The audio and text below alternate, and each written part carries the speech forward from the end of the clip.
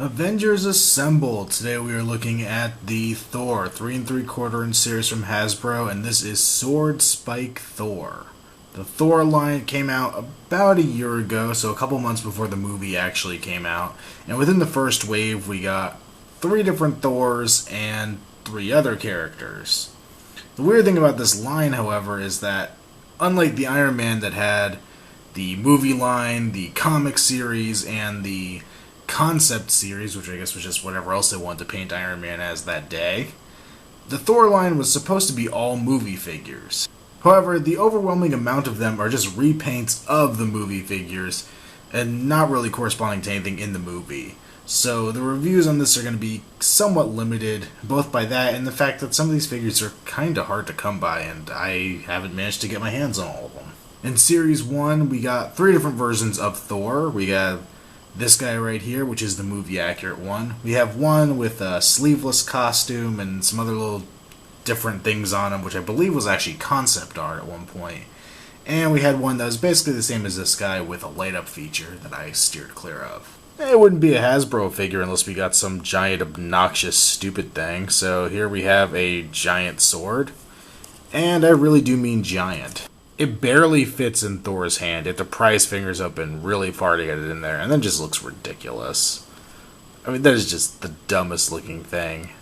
It doesn't make sense to give us missile launchers with this line, so I guess they give us ridiculously huge swords.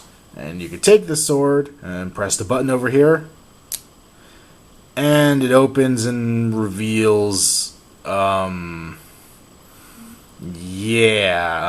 not going to tell you what I think that looks like, but you can make up your own mind on what Thor keeps inside of his sword here. Yeah, okay, throwing this aside, never to be seen again. Fortunately, however, we do get a decent accessory. We get his hammer.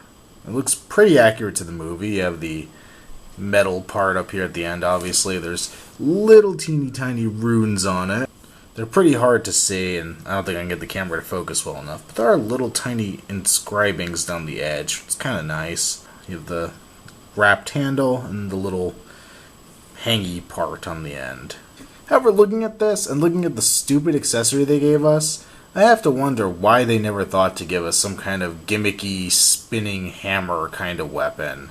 And that would at least been movie accurate and still had kind of an action feature. If they would just, maybe put it horizontal like this and had a way for it to just spin in circles or look like it was spinning in circles, that would have at least kind of worked for the character.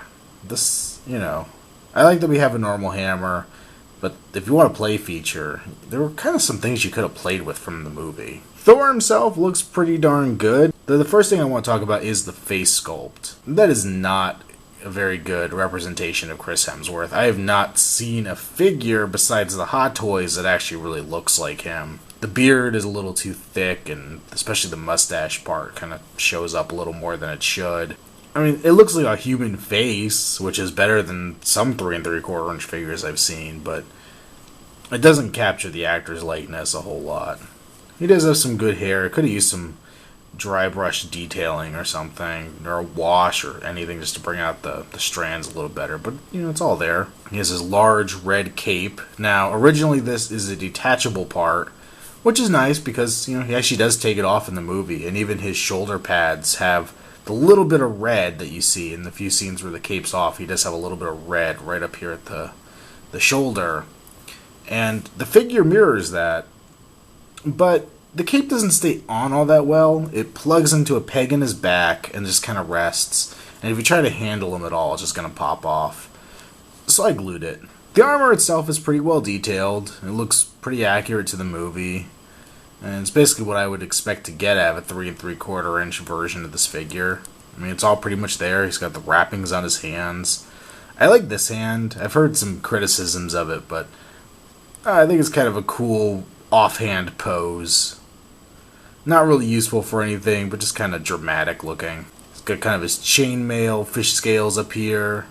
He's got the 3 dots that are signature, or 6 of them I guess, 3 on each side, that are signature to the character. He's got his leather pants and his big boots. Overall, pretty well detailed figure. As I said before, the face could be done a little better. But, it's a good representation of the character. He does hold the hammer pretty well. and you can get a lot of good poses out of him. For articulation, he has the head that a lot of the new Marvel Universe are getting, where it actually has the hinge to go up and down, and then you could rotate left and right, and it's kind of a ball joint on top of a hinge, which is really cool. He has a ball joint in the mid-torso. With the cape on, it's going to hit the ground before you get a whole lot of movement out of that joint, though you do get a good amount of side to side, which I guess can be useful. Without the cape, obviously, you're more free to use that joint. His pin socket shoulder, so you get a good range up and down. Rotate, hindered by the cape, of course. Bend at the elbow, and swivel. Rotate at the wrist.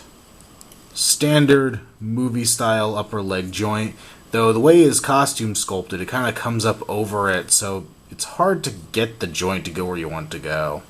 You can rotate at the upper leg. Bend the knee at 2 points. Just like Iron Man, the part of his boot comes up and hides that joint a little, which is very nice.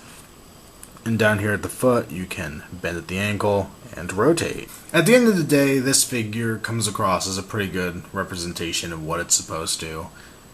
And it's a good thing, because this is the Thor we get for most of the movie, at least the movie that he's in costume. Honestly, most of the movie he's running around in a t-shirt, so I don't know how good of an action figure that would really make. They made a mini-made of it, but I don't see it being a 3 3/4 inch action figure really worth having all that much.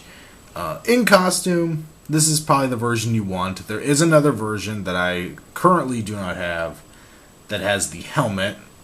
Every time I see him in a store, I kind of debate picking him up, but he never really wears the helmet in the movie. It doesn't look like he's going to wear it in Avengers either.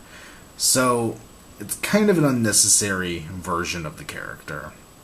This is the version you really want, and as I said before, it's fortunate that it was a good figure, because if it stunk, then it would have been really lame for this being the only real movie Thor out of the bajillion they put in this line that are supposed to be movie Thor.